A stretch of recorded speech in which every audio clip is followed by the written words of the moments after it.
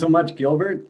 Let me get going here. Thanks again, everyone, for tuning in. Gilbert, thank you for that kind introduction, and thank you to your fabulous team too for putting this event on. I guess a little bit further more on myself. I've been working in this industry for about 25 years now, both as a geologist and as a mining executive. So I've seen, a lot of different cycles within the junior precious metal market. We've seen some rough times, we've seen some really good times. But I guess, when I look at where we're standing right now, I feel like we're basically in a generational opportunity here for investors, because not only do we have this incredible disconnect between what the juniors are trading at compared to what a lot of them have as assets in the ground. So we've never seen these kind of disconnects before with completely beat up share prices, but with really high metal prices. Furthermore, as an industry, we're mining out more than we're finding. So we're not replacing the ounces that we're effectively mining in the mines that are running today. So there's fewer and fewer discoveries, and that's going to lead to rarer and rarer, and so more higher valued metal prices in the years to come. And then I guess the third big point on that is inflationary pressures. And you see it all the time. You see it even just at the till or at your monthly credit card statement. Things aren't getting cheaper, right? So it's we're seeing rampant money printing from the central banks, and of course that's in most cases going to lead to higher inflationary pressure. So it's all bodes very well for gold. This is our forward-looking statement slide. So I will be making forward-looking statements today. On the technical side of the project that I'll be discussing, our flagship Klaza project, we do have a fairly updated technical report on the website, plus a lot of other information, which includes cross sections and core photos and a lot of really good material on the website, as should be with these types of companies. The team at Rockhaven, I think this is actually really, exemplifies the market we're in. So about a month ago, we really revamped the team. So we brought in mining professionals. We brought in guys that have built mines, moved projects forward, gone through the permitting processes. Again, really highly experienced people. And putting out that news release, it basically fell on deaf ears. So again, that really demonstrates where this market's at right now, right? And it's again, I think a really good opportunity for new people looking at these types of stories. Specifically for us, we've got a market cap that is again super low compared to what to the asset that we have. We've got about a $22 million market cap. We traded about 11 cents. So again, Rockhaven, the ticker is RK on the bottom right of the screen. You can see that. So the shares out are right now we're at 208 million. We are doing a financing right now, so that's going to add about 15 million. So that's going to close somewhere around the end of the month here. So that's going to get us up to around 223 or so. No warrants on that. So again, just add another 15 million to the shares fully diluted. But the big thing here that I want to drive home, $22 million market cap. And you'll kind of get a sense as I go through the presentation just how much of a deal that is right now for potential investors. Working cap, we still have a good treasury again with that financing that we're doing right now too, with some really strong shareholders. So over 60% of the stock is held by three groups: Strategic Metals, Insiders, and Condire Resource Partners out of Dallas. So again, really strong backers behind the company.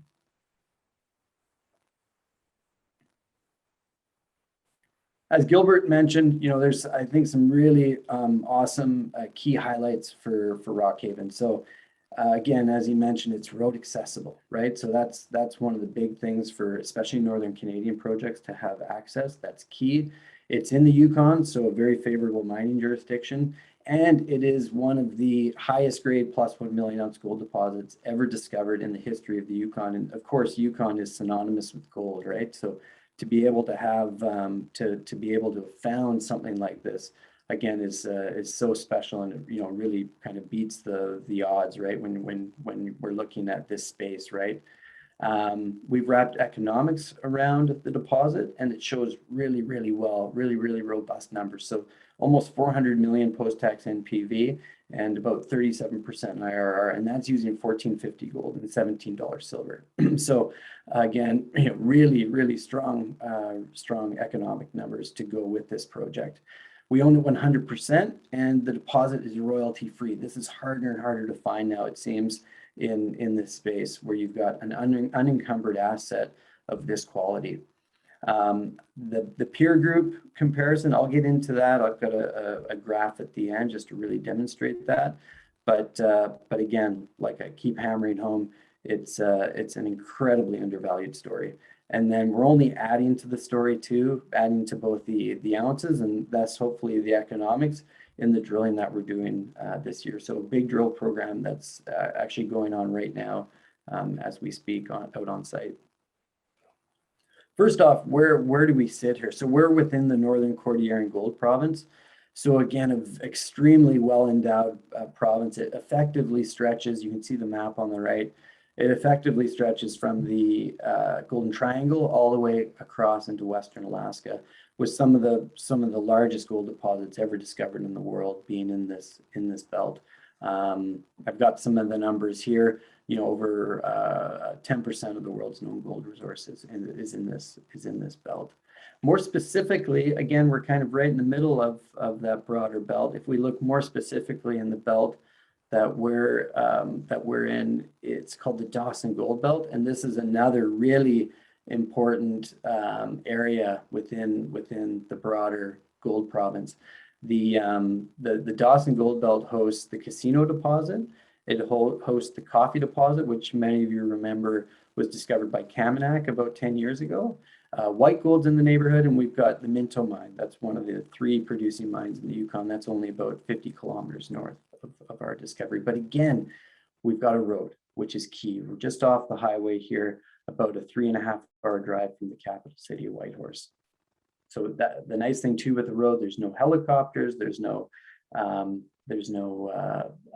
fixed wing, there's no big budgets, right? It's very cheap to work out here. As anywhere in really, I guess, the world, but really specifically in Northern Canada, you need to have local support. You need to have First Nation support for moving a project forward, and we have that here at Klaza. So Klaza is located within the traditional territory of Little Salmon Carmacks First Nation. They've been fantastic partners with us since day one. We formalized that in 2015 with an exploration benefits agreement, and we've been working hand in hand to move this project forward. And I think for us, really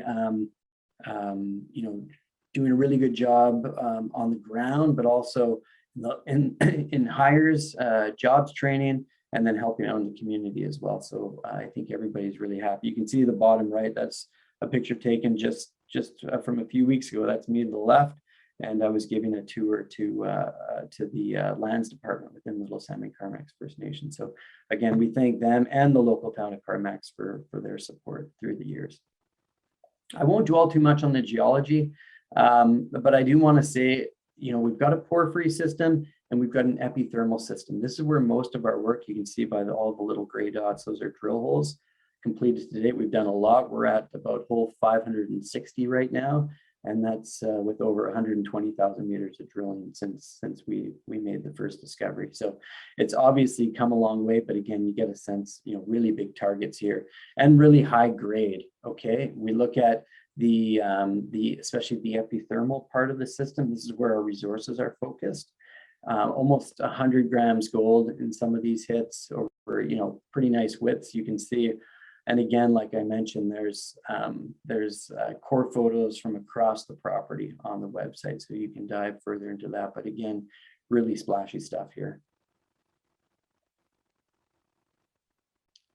Back to the property too. So Gilbert alluded to the size of the property. It's about 287 square kilometers. We own it 100%. Most of the claims don't have any royalties with them, including the claims that cover the deposit. You can see where we started right in here, that little blue box. There's the star for the deposit. You can see how we've grown the project. Again, with what we've learned over the years of the mineralizing system at Klaza. This is a look at our resource table. So this is the resources that have been identified at Klaza. Again, we've got two categories. So the indicated category is the higher confidence category. The inferred is the lower confidence. So if you look at a few things here, so first off, about 60% of our resources are in that higher confidence bracket. And the grade is quite significant too. If we're looking at a gold equivalent, it's over 6 grams per ton, which is, again, very, very impressive. The inferred ounces are lower grade, but again, as we converted the old inferred into indicated, we got a nice grade bump. So we're hoping to do that again as we step back and keep working in these other inferred ounces into indicated.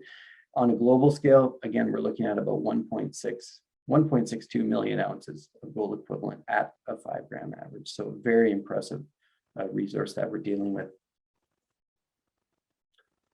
Here's the block model. I guess the two things that I want to drive home with this is the continuity. You can see it in the block model, and this is across an extremely large strike length for a mineralized structure, 1.6 kilometers in strike length. And we're going down on average about, say, 325, 350 meters down from surface, but great continuity. And the second big thing is the openness of the deposit, especially at depth. You can see some of the deepest intercepts here. In fact, there's some of the best intercepts that we've had on the property. So if you're comparing this project, say, to some of the projects, say, in Eastern Canada, many of the Eastern Canadian projects, they mine down plus 1,000 meters, right? So a lot of them look at this and say, we've hardly scratched the surface with this deposit. So again, lots of room to keep adding ounces. On the economic side of things, so that's, I guess, another amazing thing with this story here at Rockhaven, is that you've got high-grade ounces that actually have economics wrapped around them, right? And they're showing really well at $14.50 gold, $17 silver, 72-cent dollar. We're looking at 378 million post-tax NPV and a post-tax IRR of 37%. If we start upping that into gold prices that we're getting closer to where we're at trading at today, we're up over $500 million Canadian post-tax NPV and almost 50% IRR. And again, I keep having to say, we're trading at $22 million Canadian. So that is just an enormous disconnect. But again, it's the value proposition, right, for potential investors. OPEX, good numbers there. CapEx, good start, especially considering that we're building everything from scratch, right? Again, we've got a very nice lay of the land, as I'll show you, but everything's got to be brought in. A good head grade to mill, 4.4 grams per ton gold equivalent. That's taking it out to a 3 meter minimum mining width. Life of mine shows quite well as well. So 12-year mine life, producing about 1 million ounces of gold over that 12-year. So the peak production, though, is the 5 years between 3 and 7. So that's producing over 100,000 ounces gold equivalent in those years. Again, I mentioned the lay of the land here. It's very formidable it's very positive for mining. You can see some of the smaller pits that are going to be put in here. We've got the portal for the main Western BRX is one of the main zones, and then we've got the underground coming off the base of the pits, as you can see here. So it's about 20% in open pit and about 80% in underground, which is quite good for this part of the world too, right? To have that much of underground development.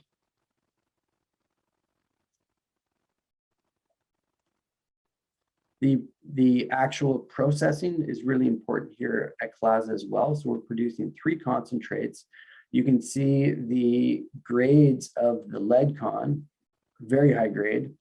The zinc con is quite impressive as well.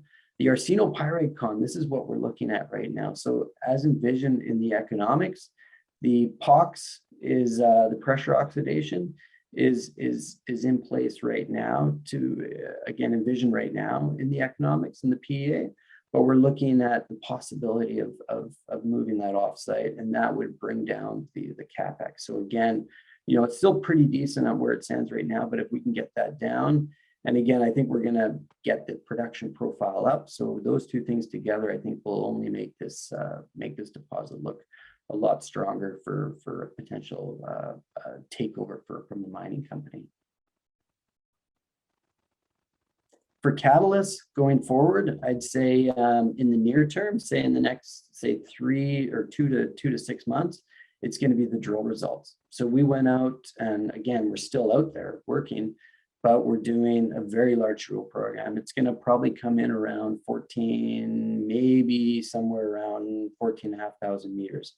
So lots of drilling is going to be done. Over 70 holes will be completed this year. And we're testing a variety of targets, both within the deposit itself. So again, adding ounces, converting some of those inferred, so bringing the confidence up on some of those inferred into indicated, but also trying to grow ounces. The one or the two areas I'll look at is right in here. So the drilling that we'll be doing in here, and then this RUSK target down to the south, a very compelling new discovery from last year. First, the infill drilling. You can see the green dots here kind of spread out amongst the gray dots from the previous holes. So again, this is both to convert some of those inferred into indicated, also some of these step out holes to try to capture more ounces to, again, you know, we're at, like I said, 1.6 million ounces gold equivalent. Let's try to get up over 2 million ounces. I think that's going to be a great threshold for us to hit. For the exploration side of things, again, this is the one area that we're most excited about. This is the RUSK. We made this discovery last year in a fence of holes. You can see it's about 3 kilometers to the south of the Klaza vein field. And whenever you've got soil geochem that's that close to 1 million ounces, you've got to go test it. That's what we did. We made a number of new discoveries last year, and this year's all about following those up and seeing really how big and what they can really add to the overall story, right? So this slide, you can see that's me inspecting some of the first boxes that came out of this target. Even there, you can see some of the beautiful epithermal textures here as well. But again, you know, we're seeing some amazing grades here, over 0.5 ounce gold, over 1,000 grams silver, with, you know, good width somewhere between, you know, 0.5 meter all the way up to 10 meters, right? So some really good targets that we've identified last year and that we're going after this year. So this is the this basically shows again just how undervalued we are. This was a recent study that compared projects located in US and Canada, and basically it was projects that have had a recent PA done on them in the last 5 years. You can see when you're looking at price to NAV ratios or total enterprise value over the project after tax NPV, you can see where we sit at 4%. So we're the lowest valued company out there. Again, that's within this peer group, right? So if you're looking for, you know, value proposition, I can't show anything better than this, guys. And again, with really clear goals forward, increase the ounces, continue to do the conversion into the indicated ounces category, do the necessary trade-off studies as we move the project forward into pre-feasibility. And again, let's get this thing permitted and get this thing moving. So I thank you all for your time, and yeah, I'm available for questions. Thank you, Matt. Just have time to squeeze in maybe a couple of questions here. The first one here from Johnny Walker. He said, do you hire a lot of native workers? Maybe you can just say what kind of community work do you have? So our say First Nation employment and local workers, they're kind of, you know, in my mind, I kind of group them into the same boat, right? Like they're all from the same, basically the same community, nearby community of Carmacks. And we average somewhere around between 40 and 60% local hires for our project. So it's incredibly high. In fact, we've got one of our project geologists this year is a local from Carmax and First Nation as well. So again, training him up to potentially one day be the project geo for the head geo for the company. So it's really exciting times. Okay, the second one here from Charlie is asking, is infrastructure the biggest challenge in mining gold in Yukon? Does your project have this issue at all? Yeah, I'd say, for infrastructure, the big thing that we would, most likely have to do is bring in a power line, but we've already got the road. Access in the Yukon and really anywhere in Northern Canada is so key. And if you have a road, then you're in that kind of select group of projects. For the Yukon stories too, you're going to be hearing from Tara Christie in a couple talks. Again, they've got a road as well, so it's really important to have that access, because it can be the difference of between years of permitting just to get that access and not having it all already there, and then you get to reap the benefits of the low exploration cost too to boot, right? Great. I think we went out of time here. We went over a bit. So thank you for your time here with us, Matt. Thanks, Gilbert. Thanks, everyone.